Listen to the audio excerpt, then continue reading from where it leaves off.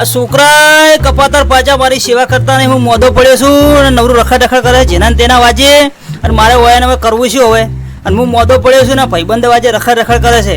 ભગવાન કોઈને આવા છોકરા ના હાલતો, અને આ છોકરાને તો હું તો કોઈ જિંદગી પવાય ને એવું માથા ભારે મળી જાય ને હોય ને મારે તો સારું. મારું કશું સેવા મારી કરતા નહીં આ છોકરા. છોકરાને મારે કરવું શું હવે? 2-4 માણસો બોલાવીને સમજાવવા માટે બોલાવવા પડશે મારે હવે, ગમે તે કરવું પડશે હવે. ભગવાન આવા છોકરા તો કોઈ ના હાલતા, આ છોકરા તો કપાતર પાછ્યા. અલ્યા ધબલા, મારો બાયો માથે પડ્યો હે, નથી જીવા દેતો કે નહીં મરવા દેતો. હવે મળે 12મો એને ઊભું હે, કોણ કરશે હવે? અલ્યા દશા, તું શું બોલે? તને એની ફોન હે? તારા બાપે તને ભણાઈ ગણાઈને મોટો કર્યો, તને હવે બાઇક લઈ આલ્યું, ઘર લઈ આલ્યું, પરણાયો, તો એ તું તારા બાપને માથે પડ્યો? તારી જગ્યાએ મારો બાપ હોય ને તો એટલું રાખો ને, મારો બાપ નહીં. પણ હવે મને ખબર પડે કે બાપ હોય એટલે કેવું થાય અને કેવું નહીં થતું. અલ્યા ધબલા, એવું નહીં. આખો દિવસ મારો બહુ બધા ફરતો હોય ને આ થૂક કરે તો શું કંધાતું કરે? અલ્યા દશા, મારા ભાઈ, તમારા દુનિયામાં ને જીવવાનો કોઈ અધિકાર જ નહીં. તમે તમારા બાપની સેવા ના કરી શકો તો બીજાની સેવા શું કરવાના? અને તમે બૈરાના ગુલામ થઈ ગયા. તમારા બાપે પરણાઈને મોટી ભૂલ કરી તમારી, બરાબર?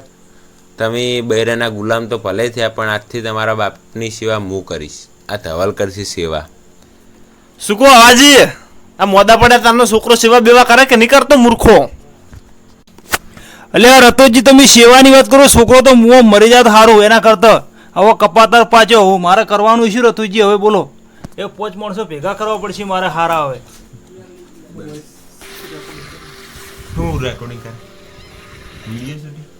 એટલે દશા, તું શું આ રખડ કરે આખો દાડી? પેલા કંતા બૈરું હવે કાંઈ ગાળો બોલે છે, પાણી નહીં પાતું, ખાવાનું નહીં હાલતું, એનું શું કરવાનું? અલ્યા તવલા, આ ડોહાના કારણે મારે કેવા મેણાઓ પડવો પડે છે. બોલજી. દશા એરો એકલો નહીં, આખું ગોમ તમને મેણા મારે. કારણ કે તમે તમારા બૈરાને કીધું અભળો એટલું તમારા બાપના કેવું અભળતા હોય તો તમારો બાપ કેટલો રાજી થાય એમ કહેજે તું મને. અલા તબલા, આ મારા બાજુજી કેવું ઊંઝ્યા હે? કોઈ ટેન્શન હે? આખો ખાવું પીવું જલસા કરવા હે ને કંધા તો કરવું હે, પકુન રાખે હોય. દશા, તમને તમારા બાપે જન્મ જ ખોટો આવ્યો. એમ કરતા નાના હોય અને કોળિયામથી પછાડીને મારી નાખ્યા હોય ને તો સારું હતું. તો આવો સમય જોવાનો એનો વારો ના આવે.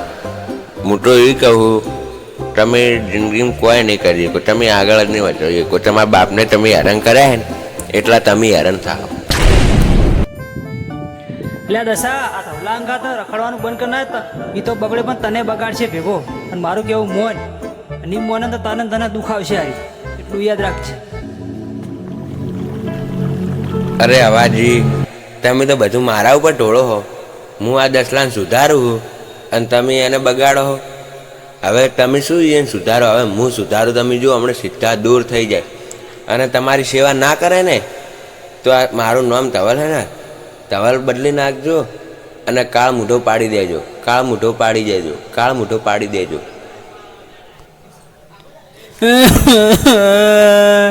એ ભગવાન, હવે મને લઈ રે. એ ધવલ, હું તા દસલાથી કંટાળ્યો છું. મારી સેવા કરતો નહીં, કોમ ધંધો કરતો નહીં, લુખવાડું ભાઈબંધ વાજે રખડ કરે છે. મારે હવે શું કરવાનું? મને તો ભગવાન લઈ રહે તો સારું. હવે આ લુખવાડી ભાઈબંધ વાજે રખડ કરે છે. હવે અને હવે શું કરવાનું? મારે મન તો નહીં. 5 માણસો ભેગા કરીને મારે સેવા, મારો નિકાલ કરવો પડશે. એ ભગવાન ધવલ, હું તને નહીં કહેતો તો સારો છે, પણ મારા ધરતી પર જીવવાનો કોઈ અધિકાર નહીં. આ છોકરા કપાતર પાછે હવે મારે જ મરી જવું છે. કો તો કોઈ આપઘાત કરીને, કો તો દવા પીવી છે, કો તો ટૂંપો ખાવો છે, કો તો નેરમાં પડીને મરી જવું છે. પણ મારે જીવવું નહીં. આ છોકરા આવા કપાતર પાકે તો મારે શું કરવાનું? જિંદગીમાં આગળ કોઈ પ્રગતિ થાય નહીં. મારે મારી આબરૂ ખોરાવી છે અરે ગમમાં મારી. હવે મારે જીવવાનું.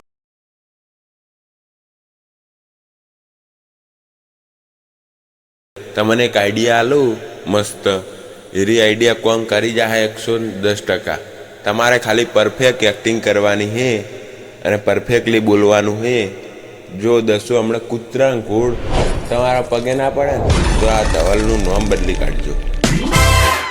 ધવલ તારી આરી આઈડિયા રહીને કોમ કરી જાહે અને આરી આઈડિયાથી તો વેડું પડી છે તો દાડા સુધરશે ને સુધરશે નહીં યાર અને ઘર છોડીને જતા રહ્યા. ખાલી હું બોલ્યો તો 2 દાડા પહેલાં કે તમે બાપની સેવા કરો, બાપ મોદો પડ્યો છે તો બાપ હું જુઓ તમે લુખવાડી ભાઈબંધવાજી રખડશો નહીં એટલા માટે કહું છું. એટલે આરી આઈડિયા રહીને કોમ કરી જાય એટલે તું આરી આઈડિયાથી મને હેડાડ એટલે આઈડિયાથી આપણે સુધારવાનો છે અને બરોબર હો ધવલ. સારું અવાજી, એની ચિંતા તમે ના કરો, ખાલી તમારે એક્ટિંગ કરવાની છે અને હું એક માણસને મિલીશ સાહેબ બનાવીને. આવો સાહેબ, તમારી જરૂર હતી. આ હવાજી આ તમારે જે ઉદ્રાશ્રમમાં જમીન આલવાની છે ને આ બધી જમી છે ને રુદ્રાશ્રમ નોમે કરી દેવી છે સાહેબ બધી. આ મારો છોકરો કપાતર પાછો લુખવાડો ભાઈબંધ વાજે રખડે, મારી સેવા કરતો નહીં, હું મોદો પડ્યો છું અને હમું મારો હમું જોતો નહીં. ભણાઈ ગણાઈને મોટા કર્યા અને બાપ હમું જોતા નહીં. બાપને તો કે તારે જેમ રહ્યું એમ રહે, મારે કોઈ લેવા દેવા નહીં. હવે છોકરાને મારે કરવાનું છે 5 માણસો લાઈન મારે સમજાવવા પડશે. પણ આ જમી તો છે ને રુદ્રાશ્રમનો અમેદ કરી નાખું, પણ એને લગીરે ના રાખો. બધી પ્રોપર્ટી છે ને આલી જ દૂરી, પણ એને કશું આલવું નહીં મારે. હવે એને રાખવો જ નહીં. હું મરી જઉં ને એટલે લોકો મને યાદ કરે કે ભાઈ ઓજી હતા. અલ્યા દશા, તાર ડોહો તો જમીન વૃદ્ધાશ્રમમાં હાલવાની વાત કરે રહો. તું ફટોફટ જા, સેવા કર તો કોક પાડીશ ને કશું તંબુરોય નહીં પાડે.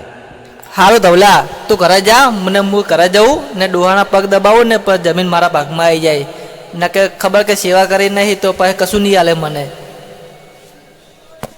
જો તમે બાપની સેવા કરો, હવે જ જમીન વેચશે નહીં કે તમે જમીન પાડશો નહીં.